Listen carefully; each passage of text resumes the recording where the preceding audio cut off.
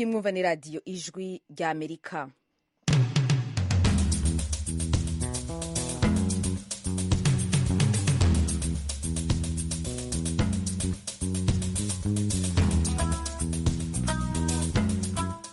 radiyo ijwi ry'Amerika isamiranira i Washington DC mu Kirundi no mu Kinyarwanda. Mwiriwe neza nshuti mwese duteramanye, muri kumwe na Oriane Itangishaka. Mu Burundi twumvikanira ku mirongo migufi ya shortwave kuri metero 19 na 22.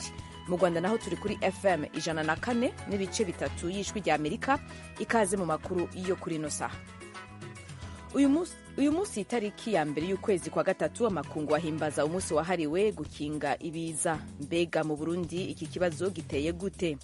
Leta y'u Burundi irazi neza ko abo bavuye mu vyabo babayeho mu buzima butoroshe, kubera umwitwarariko leta y'u Burundi ifitiye abateshejwe izabo, naco itazokora mu kubaronderera aho bakika umusaya hatekanye. Uyu ni umushikiranganji w'intwari hagati mu gihugu n'umutekano mu Burundi, Gervais Mbonakobuca. Mu Rwanda naho ubushikiranganji bujejwe ibikorwa vy'ubutabazi bugaragaza ko abantu bagera kuri 50 aribo bamaze guhitanwa n'ibiza vyaturutse ku mvura kuva mu ntango z'uyu mwaka. Perezida wa Ukraine Volodymyr Zelensky abwira umuryango w'ubumwe bwa Buraya ati nimutwereke ko muri kumwe natwe.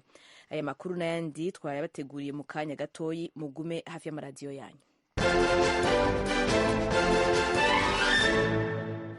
Amakuru tuyatangurire mu yavugwa hirya no hino ku isi. Perezida wa Ukraine Volodymyr Zelensky abwira umuryango w'ubumwe bwa Buraya ati nimutwereke ko muri kumwe natwe. Ibindi tuvyumve mugenzi wacu Eugene Mukankusi arabitubwira.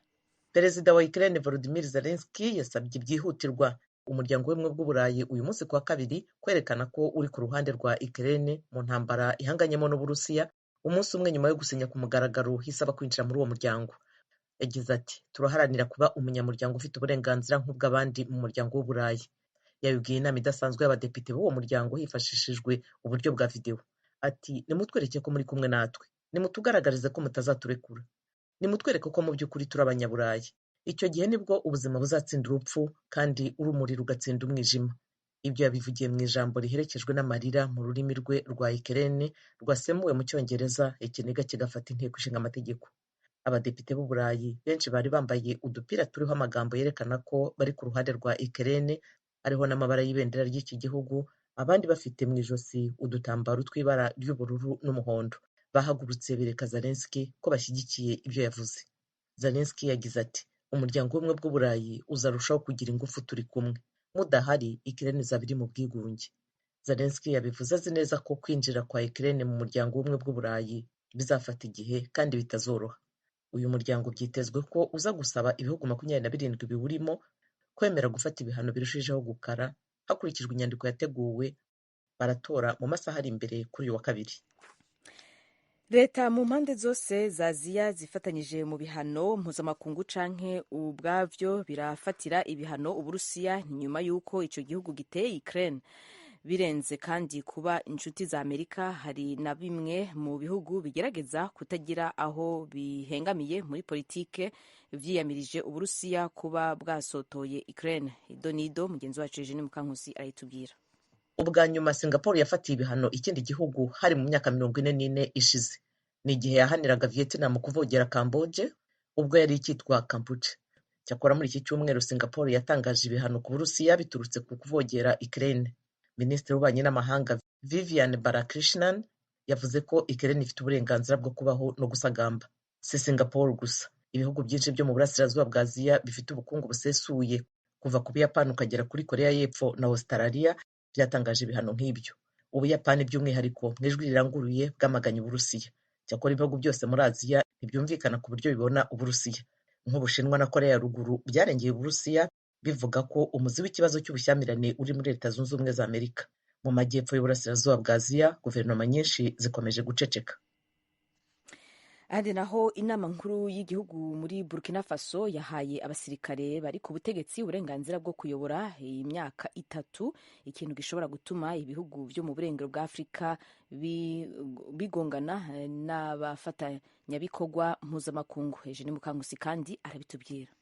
abo basirikare bafashe ubutegetsi mu kwezi kwa mbere bakuyeho perezida Roch Kabore bamwamaganira ko batarabashije guhagarika urugomo rw'abarwanyi ba kisilamu.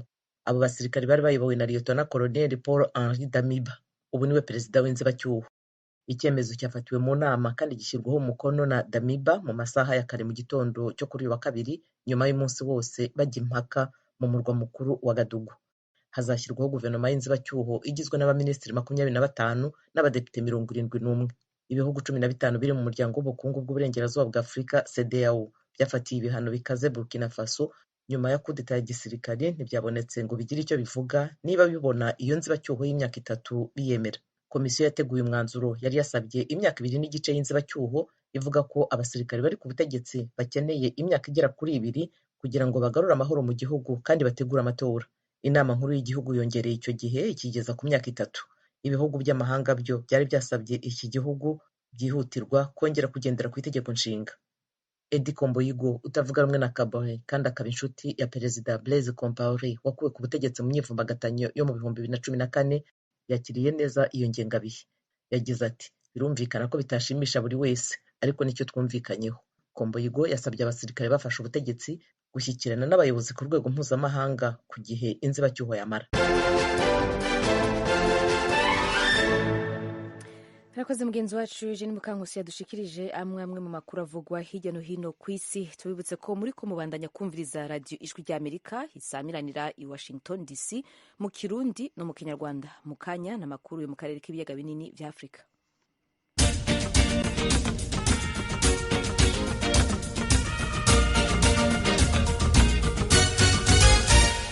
Amakuru yo mu karere k'ibiyaga binini vya Afrika tuyahere mu Burundi, aho abantu barenga ibihumbi 80 haribo bateshejwe izabo kubera ibiza mu myaka 2 iheze kuva mu mwaka wa 2020.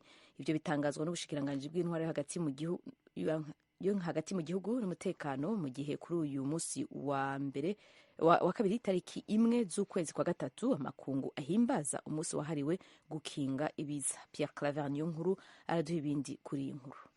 Leta y'u Burundi yemeza ko ibiza n'isibe ari byo bihitana abantu benshi mu gihugu, abandi bagateshwa izabo kurusha n'intambara.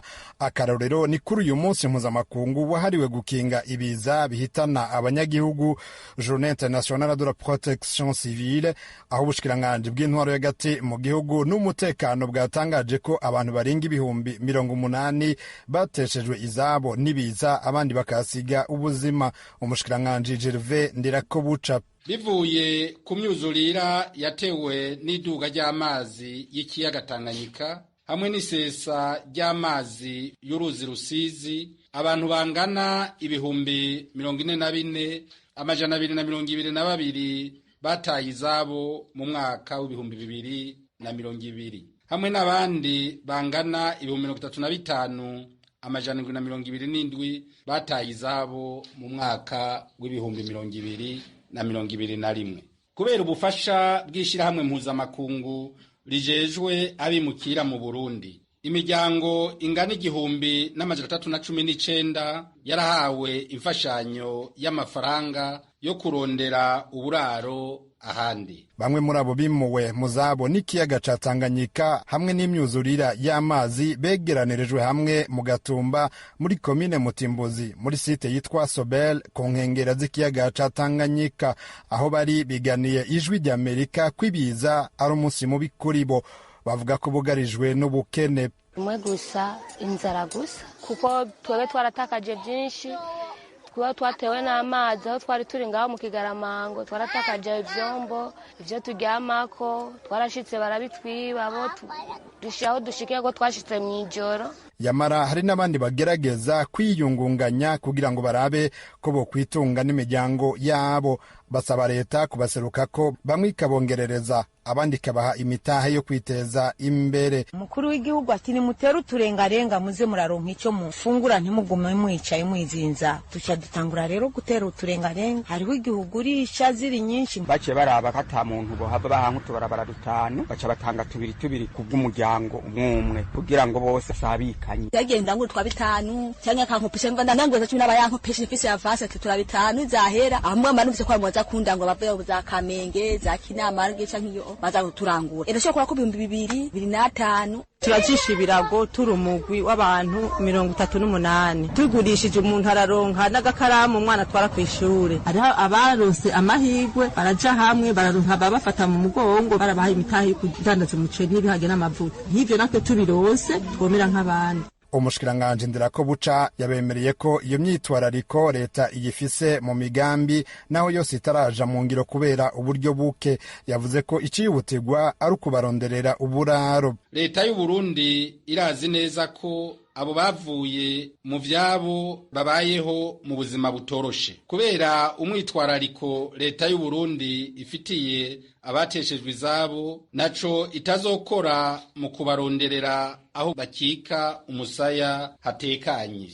Iyi shusho ikaba ikebura leta n'abo bafashanya mu iterambere kugira ngo biyumvirire hamwe inzira irashe yo kubandanya bafata mu mugongo abahuye n'ibiza bitandukanye. Mu ijambo ryiwe umunyamabanga mukuru wa ONU yavuze ko ugukinga ibiza vyunyuwe n'ikindi kiza c'umugera wa corona bituma ibiza bisa n'ivyibagirwa. Asaba ibihugu byose vyo kw'isi gushiraho urwego rw'abitanga les volontaires mu gutabara mu bihe bigoye. Mu Burundi ubushikiranganji bujejwe intwaro y'agati mu gihugu n'umutekano bwemeye ko bugiye gushiraho ubwo rwego rw'abitanga mu gutabara kuva mu makomine, intara, amashure, amashengero n'ahandi hahurira abantu benshi.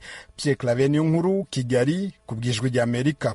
Urakoze cyane Pierre Claver. Mu gihe amakungu ahimbaza umunsi wahariwe gukinga ibiza mu Rwanda, ubushikiranganji bujejwe ibikorwa vy'ubutabazi bugaragaza ko abantu bagera kuri 50 aribo bamaze guhitanwa n'ibiza vyaturutse ku mvura kuva mu ntango z'uyu mwaka. Idonido ry'inkuru Asumta Kaboyi arayidushikiriza. Ishusho y'ibiza yashyizwe hanze na Minisiteri ishinzwe ibiza mu gihugu igaragaza ko izuba ryari risanzwe mu gihe cy'urugaryi ni ukuva mu kwezi kwa mbere ukwa kabiri ryabuze muri uyu mwaka. Abayobozi muri Minisiteri ishinzwe ubutabazi bavuga ko ahubwo imvura nyinshi yaguye muri aya mezi yahitanye abantu basaga 50. Mu kiganiro cyihariye umunyamabanga uhoraho muri Minisiteri ishinzwe ubutabazi Habinshuti Philippe yahaye ijwi rya Amerika yasobanuye uko ibiza byiyongereye muri ibi bihe. Mu bihe bitandukanye ubundi mu rugaryi ntabwo haba imvura nyinshi, ntabwo akavura gakeya n'izuba ryinshi, ariko mu ngubu twabushije imvura, milimetero nyinshi z'imvura zaraguye ugereranyije n'imyaka isanzwe. Noneho rero kuba n'itumba rihise rifatiraho bihise bifatana nta wundi mwanya uciyeho, nacyo ni igituma ubutaka bwuzuramo amazi kandi ndetse n'ibindi bijyana n'imvura, ibijyanye n'inkuba, ibijyanye n'urubura. Iyo rero imvura yabaye nyinshi, iyi imvura yaje ifite ibyo bijyana nayo, imiyaga, inkuba, niho tubona ibiza byinshi nk'uko twabibonye muri kino gihe gitambutse. Ibyo tuvuga ko bidasanzwe ni imihindagurikire y'ikirere, niyo igenda umunsi ku munsi hagenda haza ibidasanzwe, imvura irimo imiyaga ikomeye tutabanaga mbere, urubura ruza rugatwikira hegitari 20 z'imyaka ahantu. Kugeza ubu abantu batari bake hirya no hino mu gihugu barataka gusenyerwa n'imvura. Abaturage bo mu murenge wa Bumbogo mu karere ka Gasabo mu mujyi wa Kigali bari mu basenyewe n'iyi mvura mu mpera z'icyumweru gishize. Kugeza uyu munsi turacyaburabunda ntaho tugeraho kuba nta muntu wasigaranye safuriya mu nzu, nta inzu kuzi igikoresho cyose kiba kirimo, nta cyasigaye, nta bufasha bundi turabona. Ubuyobozi bwaraje batubwira ko nabo bagiye kudukorera ubuvugizi. Ko baburahari kuko nimba ucumbikiwe n'umuntu urara mu cyumba na saro ukaba uryamyemo n'umuryango n'umugabo n'iki, ntago umuntu yakwishimira guhora gucumbikiye. Muri chamburete ya kodesha ntago mwararamo muri 30 cyangwa 15. Twebwe kuko leta ari umubyeyi twategereje icyo leta izabivugaho. Burona n'uyu munsi turacyategereje. Ahantu nyamukuru turebaho turareba ibi birombe byacukuwemo amabuye, tukareba umuhanda wubatswe hariya ruguru, amabizi yose areba hano iwacu, niho tuvuga ko amazi ari guturuka. Nubwo ari ibiza yego, ariko noneho byarengeje urugero. Aya mazi nka leta bareba ahandi bayerekeza, ntakomeze gusenya. Urabona ko akomeje kuza imiryango yose irayakorera yashira. Igiteye impungenge kurushaho ni ubuzima bw'abantu bahitanywe n'ibi biza bituruka ku mvura nyinshi. Iradukunda Deo ni umusore mu kigero cy'imyaka 22 avugana n'ijwi rya Amerika yavuze ko amaze kubona umubyeyi we witabye Imana nyuma y'iminsi 5 bamushakisha barabuze aho amazi yamujyanye. Hari hashize iminsi byabaye kwa gatanu, umunsi wo kwitegura wo kwimuka, nibwo imvura yaguye ari nyinshi, ko yaguye nimugoroba saa moya. Noneho inzu nyine amazi aruzwa, igikuta nyine kiba kiramujyanye, nyine barajyana. Tumaze iminsi tumuhiga twaramubuze, nyine tumusanga mu gishanga. Mwamusanze mu gishanga yaritabye Imana? Kugeza ubu ikigo gishinzwe iteganyagihe mu Rwanda kigaragaza ko muri aya mezi mu Rwanda hazagwa imvura nyinshi.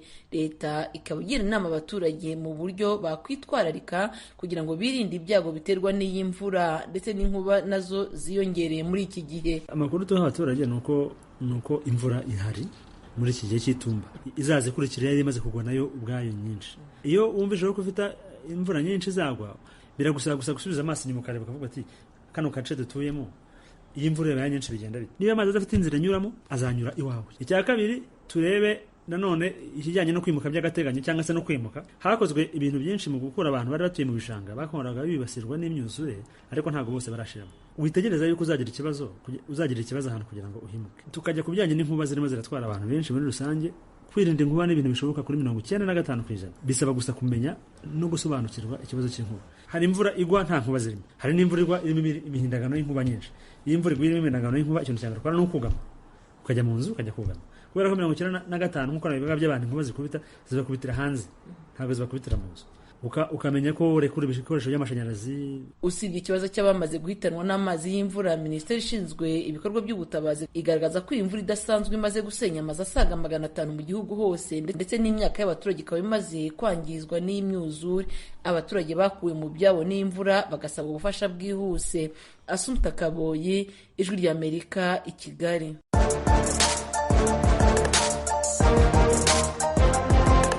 Bakunzi b'umukino wa basketball, irushanwa rya Basketball Africa League rizwi nka BAL ryongeye ryagarutse. Ibi birori by'akataraboneka bigiye kuba ku nshuro ya kabiri, ngibi birakomanga. Natwe ku Ijwi ry'Amerika mudatenguha ku bufatanye n'ubuyobozi bwa BAL tuzaba twawukereye tubagezaho iyi mikino y'imbaturamugabo muri basketball nyafurika.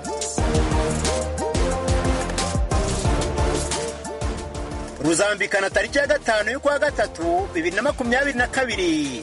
Amakipe 12 yambariye urugamba rwo kwamburaza Amareke yo mu Misiri ikamba yambitswe ubwo yegukanaga igikombe cya mbere cya BAL umwaka ushize. Ibihugu bitatu, Senegali, Misiri ndetse n'urw'imisozi igihumbi nibyo bizakira imikino 38 iteganyijwe muri iyi BAL ya 2022. Turabararitse rero nta gukuraho urushinge kuri radio ya Ijwi ry'Amerika ndetse n'andi maradiyo dukorana kuko tuzabagezaho iyi mikino irimo kuba, ibizaba bivugwa mbere na nyuma y'imikino ndetse n'incamake y'uko izaba yagenze. Basketball Africa League ku Ijwi ry'Amerika. Ninde uzakijyana? Ntimuzacikwe. Radio Ijwi ry'Amerika, amakuru arabandanya. Ikibazo c'abana b'abakobwa bashurashuzwa bagifise imyaka iri musi ya 18 ni ikibazo nkoramutima kiraje ishinga batari bake, kikagira ingaruka mbi kuri abo bana baca basanga ubuzima bwabo bihindutse mu buryo batifuza ku bavyeyi babo eka no ku miryango yabo. Mu ntumbero yo kwihweza ibintu vyokorwa kugira ngo iyo ngeso igirwe umuziro, twatumiye bamwe mu baharanira ineza y'abigeme n'abafasoni. Abo barimwo Ines Kidasharira Nantunga yahoze ari umumenyeshamakuru w'iradiyo Isanganiro, akaba aharanira ineza y'abigeme n'abakenyezi, hamwe na Leopold Maroho yahoze aba mu kampanyi ya Mahama, mu nkambi ya Mahama nako mu nkambi ya Mahama mu Rwanda, ariko ubu akaba yaratahutse mu Burundi. Ines Kidashira aratangura atubwira ukuntu ico kibazo cifashe mu gihugu c'u Burundi.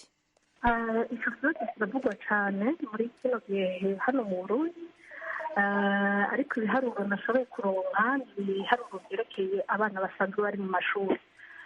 Ibiharuro rero by'abana bari mu mashuri batwaye inda biriko birasa n'ibikabanuka, kuko dufashe nk'umwaka w'2016 hari abashika 2,208, ariko uno munsi no kuvuga umwaka urangiye w'2020 batwereka ko ibiharuro bigeze ku 1,233. Ni ibiharuro twovuga ngo biriko biragabanuka, ariko ubiravye ukabiraba neza ucubona yuko abana baba bashoboye kumenyekana kubera yuko kumbure baba batohoje nayo ubundi hariho abahitamo guheba amashuri batavuze impamvu zitumye baheba, ugasanga kubera gutinya kumaramara n'ibindi bahise no guheba ishuri hakiri kare bakavuga ibindi byitwazo ubukene n'ibindi kugira ngo ntibabare amatwi. rero ubundi ibiharuro ntitwavuga ko biri hasi cyane kuko gushika ubu naho boba abanyeshuri 10 cyangwa 15 turavye yuko abana babigeme n'ubundi bari benshi rwose mu mashuri barangiza amashuri yabo baronka akaryo ko kuyarangiza biguma ari ibiharuro tuvuga yuko ari byinshi cyari bikwiye kugabanuka cyane. Egobe Leopold Maroha, ico kibazo caravuzwe cyane gose mu makampi impunzi, aha twavuga nk'ikampi mwari mu Mahama mu Rwanda. Murashaka kutubwira ukuntu mwabibonye ico gihe mwari mukiriyo? Nyakubahwa Frederic, ibyo bintu byari bihari cyane. Jewe narabaye mu kambi y'impunzi ya Mahama, naramaze igihe kirekire, naranahigishije mu gihe cya stage, narigishije umwaka wose muri iyo kambi ya Mahama, aho twabona n'abanyeshuri twigisha baza bafise inda, bikadutera amakenga cyane. ukabona umwana yiga mu w'icumi muri sinyafo afise inda, bamwe bagahitamo kujya kurongorwa bakubaka. rero n'amashyirahamwe akorerayo twarayo icyo bakora twebwe ugasanga umuntu arubatse ntarakwiza imyaka, ugasanga byari ibintu bibabaje cyane. jewe bamwe rero hariho n'ibintu baca bitwaza bagaca bajya kurondera akarangamuntu zibaduza imyaka kugira ngo amategeko ntahane abazibateye, bapfume babane n'abazibateye mugabo amategeko ntabahane. ibyo rero byarabaho cyane, byarabonetse, ibitigiri byabaye byinshi cyane ku buryo ushobora kuvuga twasanze mu bisanzwe tuzaba dusanga abahunze bari munsi y'abavukiyeyo. icyo kintu cyabaye cyane rwose kandi biteye ingorane cyane rwose, biteye n'umubabaro. Yego me turagaruka ku ngaruka ivyo byose bigira ku bana bakiri bato, ariko imbere yaho nashaka tubumvishe bimwe mu bivugwa n'abo bana baterwa inda n'abantu basa n'ababarusha imyaka, eka kandi bagifise nk'imyaka iri munsi ya 15 munsi ya 18 16. reka dutega amatwi bamwe muri ubukene, nkavugamwo ubuhunzi, nkavugamwo kuba umuntu agufise ko ububasha ari mu kazi canke mu ishuri. nabyo bifite 14, sinari nzi ngo kuba umubyeyi bimeze gute, biragenda gute. donc ntabwo nzi umwana ndamukunda gute, kuko nanjye hari urundi rukundo nayo nkeneye ku babyeyi. Ines Kidasharira, umushana Paul Maroha tubwiye ko hariho n'igihe abo bana basanga bari kwaraduza imyaka kugira ngo bakoreye ayo mahano ntibahanwe.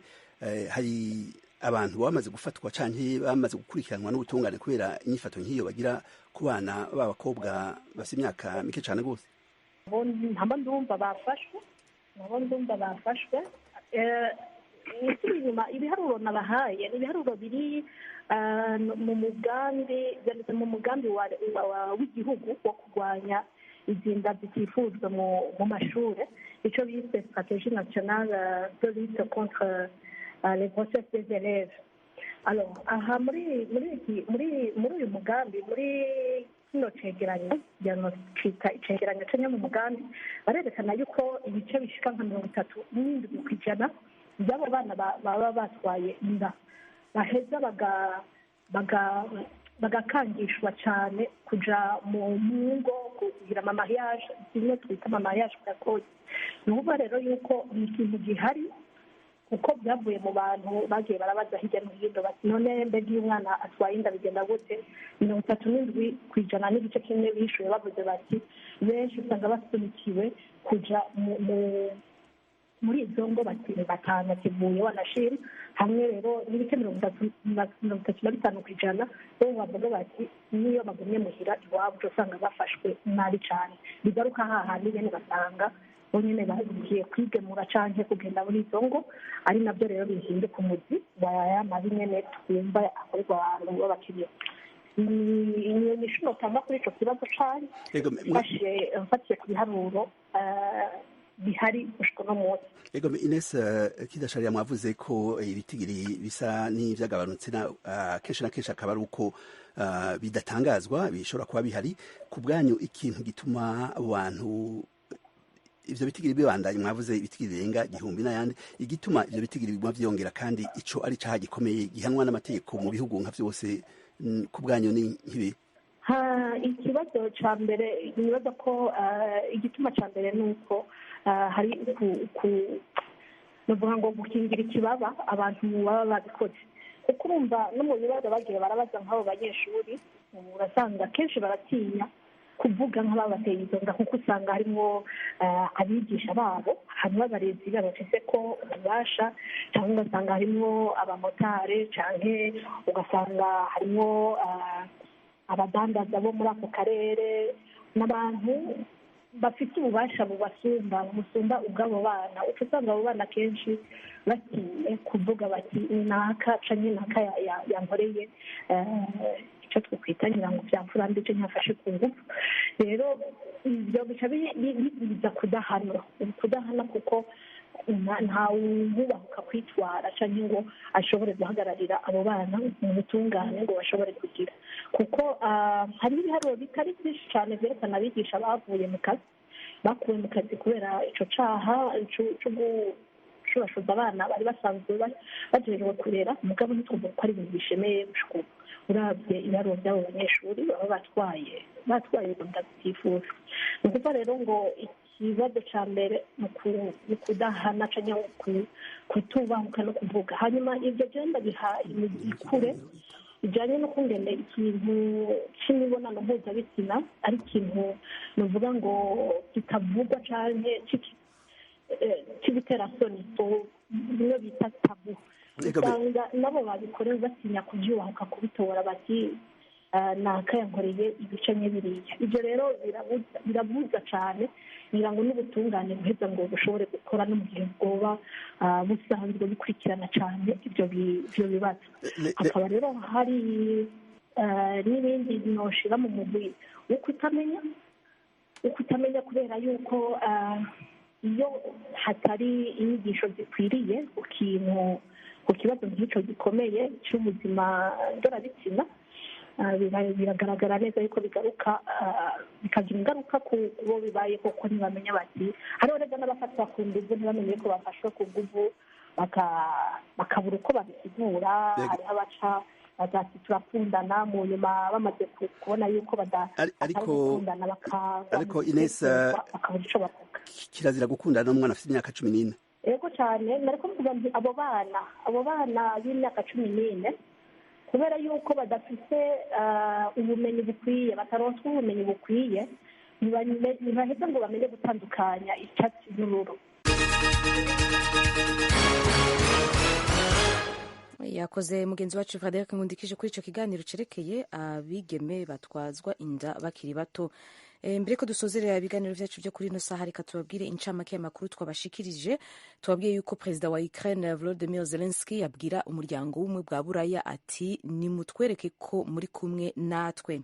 Handi naho leta mpande zose za Aziya zifatanyije mu bihano mpuzamakungu, ahandi ubwavyo birafatira ibihano Uburusiya nyuma yuko ico gihugu giteye Ukraine. Birenze kandi kuba inshuti za Amerika, hari na bimwe mu bihugu bigerageza kutagira aho bihengamiye kuri politike vyiyamirije Uburusiya kuba bwasotoye Ukraine. Andi naho inama nkuru y'ibihugu muri Burkina Faso yahaye abasirikare bari ku butegetsi uburenganzira bwo kuyobora imyaka 3, ikintu gishobora gutuma ibihugu vyo mu burengero bwa Afrika bitana mu mitwe n'abafatanye bikorwa mpuzamakungu. Ahandi naho mu makuru yo mu karere k'ibiyaga binini mu Burundi, aho isi iriko irahimbaza umunsi werekeye kurwanya ibiza mu myaka 2 iheze kuva mu mwaka wa 2020, ivyo bitangaza abarenga ibihumbi 80 nibo bateshejwe ingo zabo kubera ibiza. Handi naho mu Rwanda, mu gihe amakungu ariko arahimbaza uwo munsi, ubushikiranganji bujejwe ibikorwa by'ubutabazi bagaragaza ko abantu bagera kuri 50 aribo bamaze guhitanwa n'ibiza. hari n'abandi rero duherereje ibiganiro n'amakuru twabateguriye kuri ino saha. Muri studio mwari muri kumwe na Oriane Itangishaka, ndabashimiye ndabifuriza umugoroba mwiza, ariko kubandanya mwumviriza radiyo ijwi ry'Amerika.